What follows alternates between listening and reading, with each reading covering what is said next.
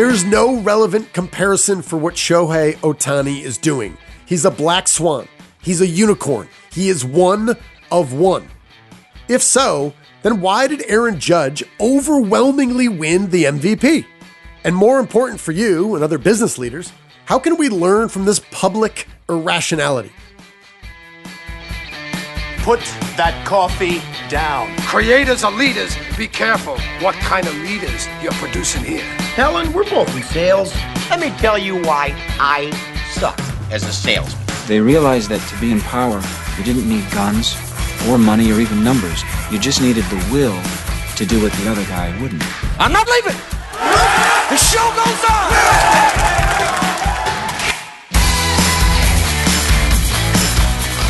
Well, hello there, friends. Welcome back to the Construction Leadership Podcast. I am your host, Bradley Hartman, and on this show, we deliver ideas and insights from leaders across the construction industry and occasionally from the sports industry to help you lead more effectively.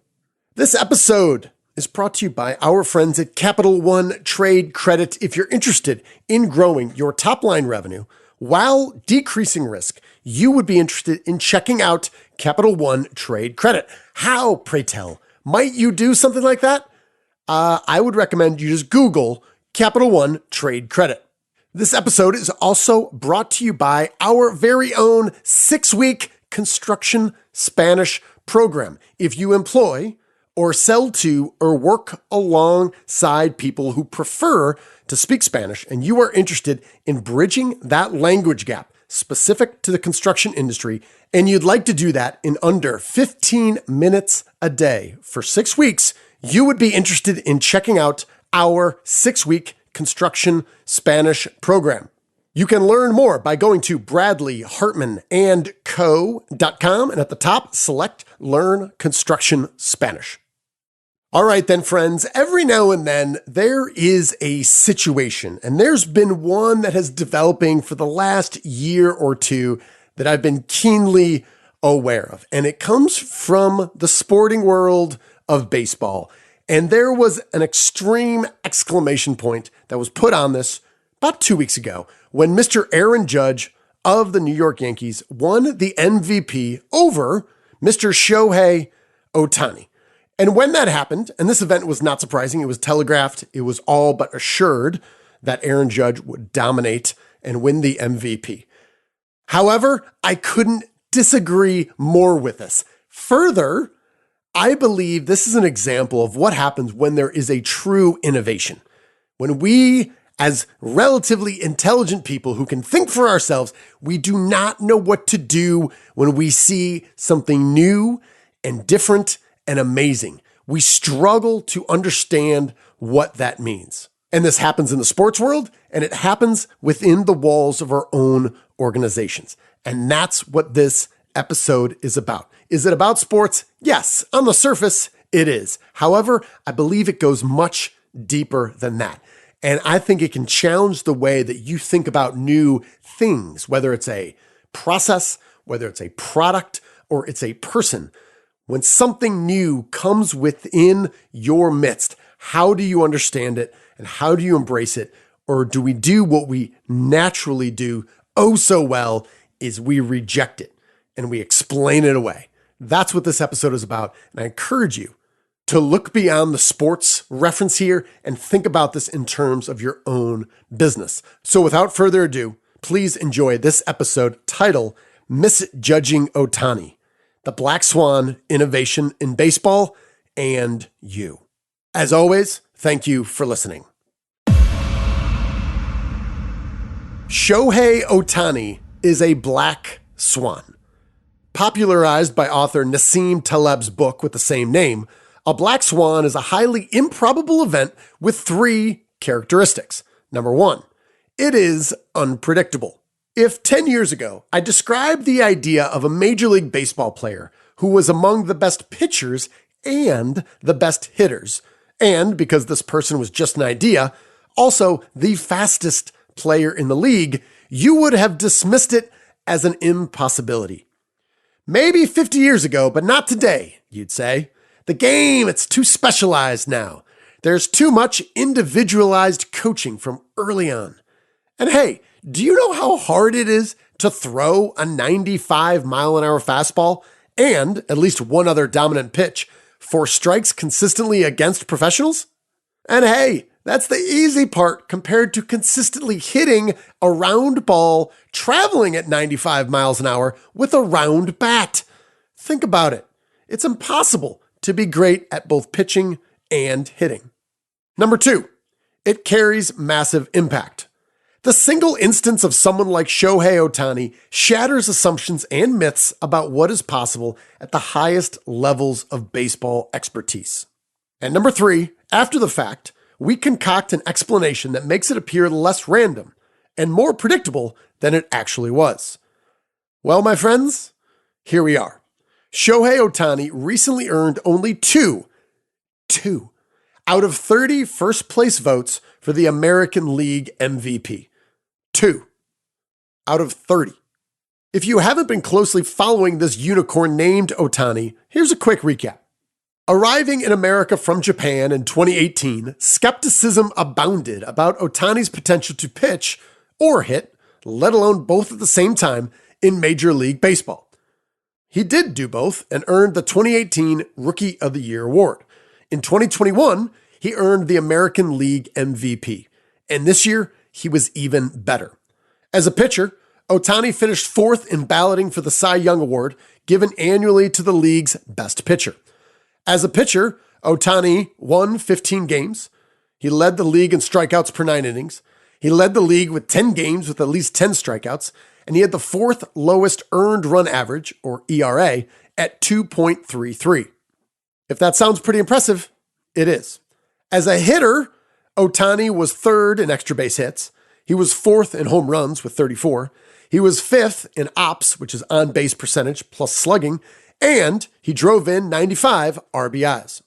Ohtani was the first player ever in the history of the game to qualify among league leaders as a pitcher with 162 innings and as a hitter, 502 plate appearances in the same season. He destroyed the only meaningful comparison in the history of the game, Babe Ruth. That's right. The only comparison Ohtani has to anyone in the history of the game is arguably the most famous of all baseball players of all time, Babe George Herman Ruth. And in this case, Ruth had 13 wins as a pitcher and 11 home runs in 1918, 104 years ago. Ohtani this year had 15 wins and 34 home runs. Oh, but wait, there's more. Ohtani is also the fastest player in Major League Baseball from home to first. So what's the reaction? What is the reaction to this reimagination of the possible? 2 votes. 2 votes out of 30. Now, the idea of Ohtani is akin to Tom Brady if he played both ways. Imagine Tom Brady, the all-pro quarterback, who was also a defensive back with the skill of Deion Sanders at the same time. That's what Ohtani's like.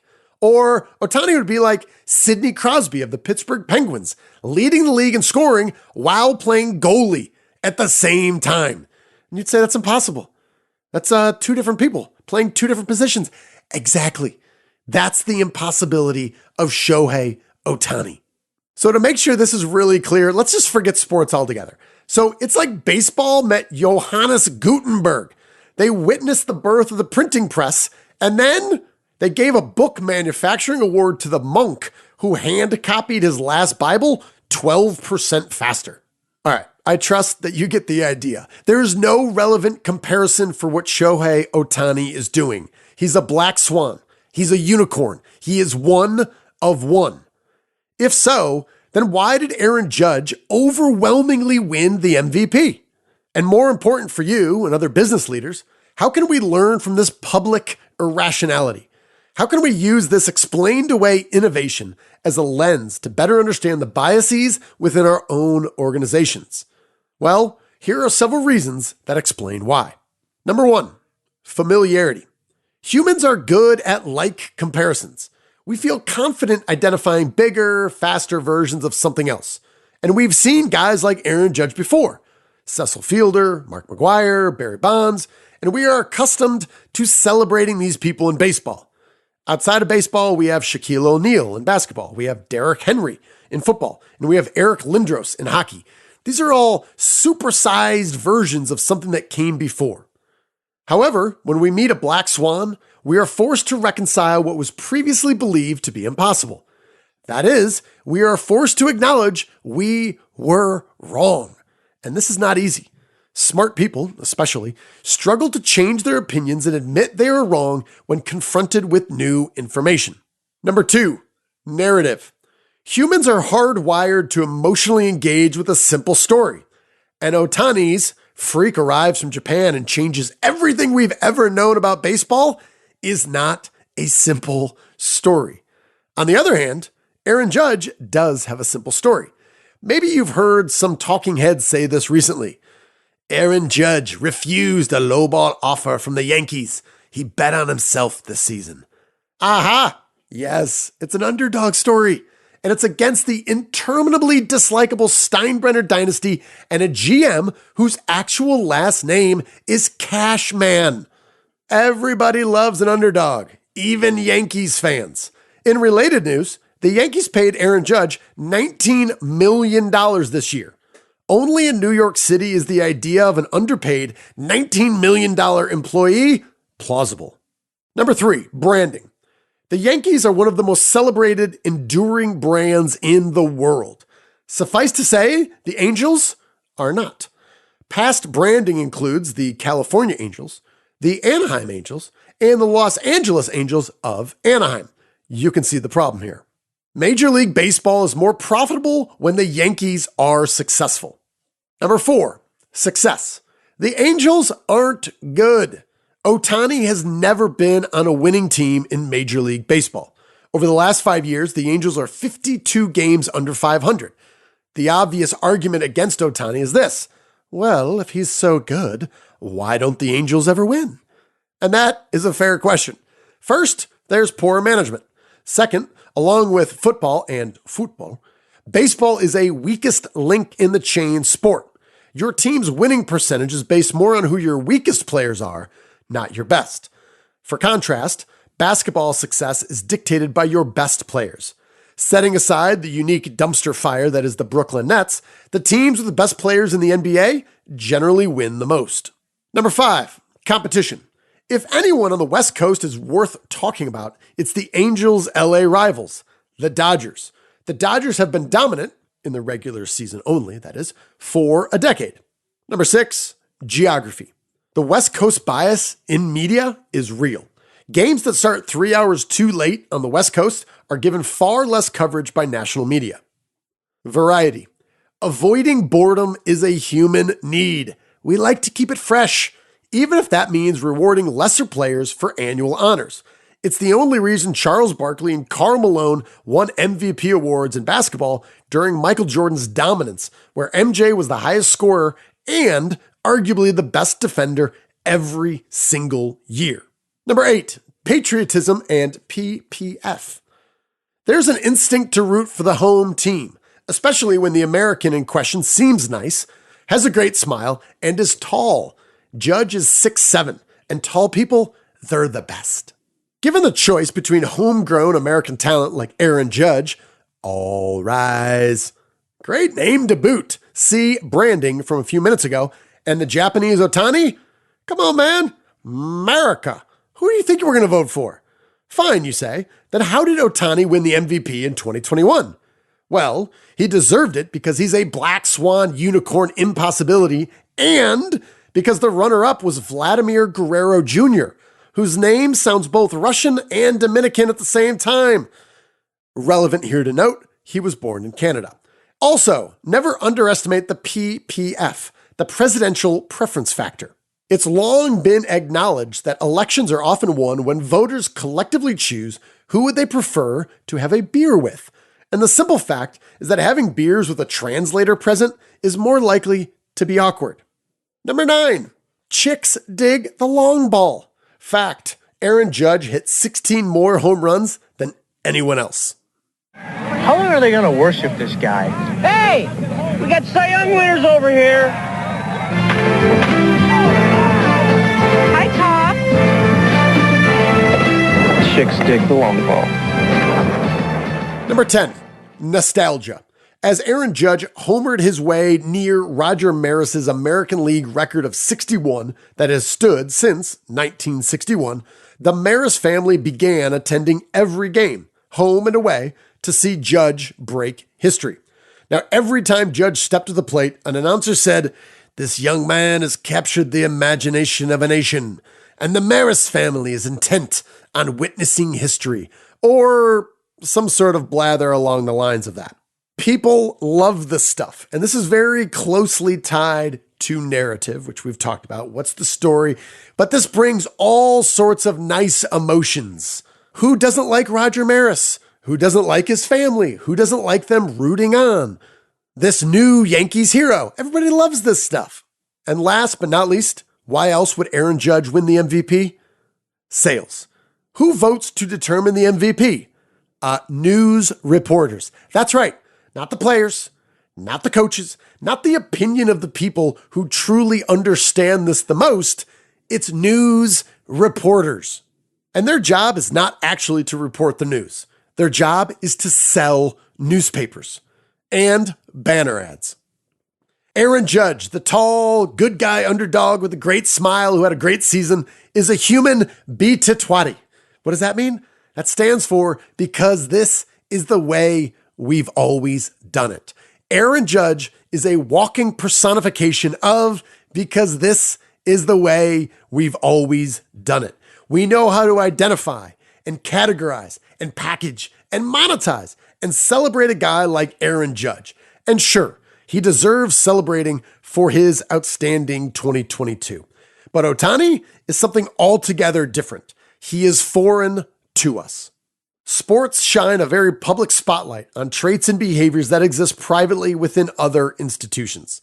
So I want you to use this example of Ohtani as an innovation, as a lens for evaluating, understanding, and embracing innovation in yours. Sometimes this innovation is a thing, like the printing press or artificial intelligence. Sometimes it's a human, like Shohei Ohtani. Human beings display a predictable pattern of behavior when confronted with true innovation. First, we ignore it. Second, we explain it away. And third, we ridicule it. Shohei Ohtani is a black swan and a true innovation. Writers just gave him 2 out of 30 votes. Safe to say, we are in phase 2. We are explaining away Shohei Ohtani. So let me ask you this. Who or what are you explaining away in your business?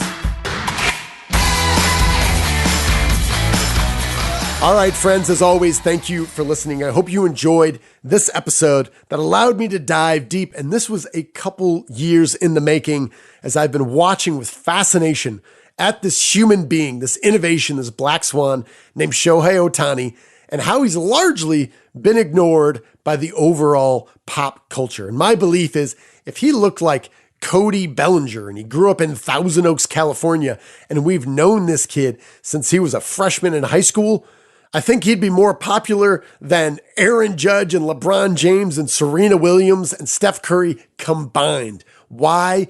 Because he's a unicorn. He's a black swan. And the culture in general has ignored him. I find it fascinating.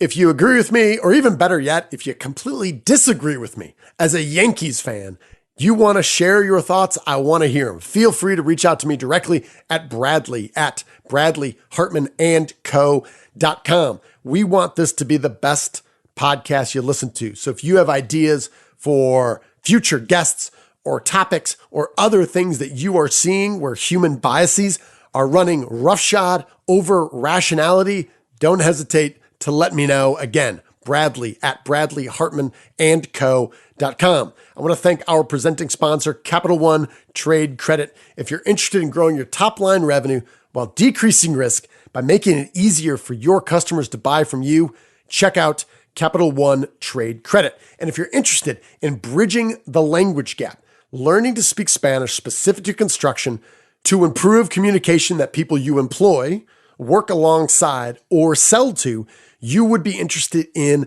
our 6-week Construction Spanish program where you can learn Spanish in only 15 minutes a day over 6 weeks, specific to construction. Learn more at bradleyhartmanandco.com and click on Learn Construction Spanish. That's all we've got, my friends. We're going to close out with our leadership mantra. You, my friend, are owed nothing. Deliver value first. As always, make it a great week.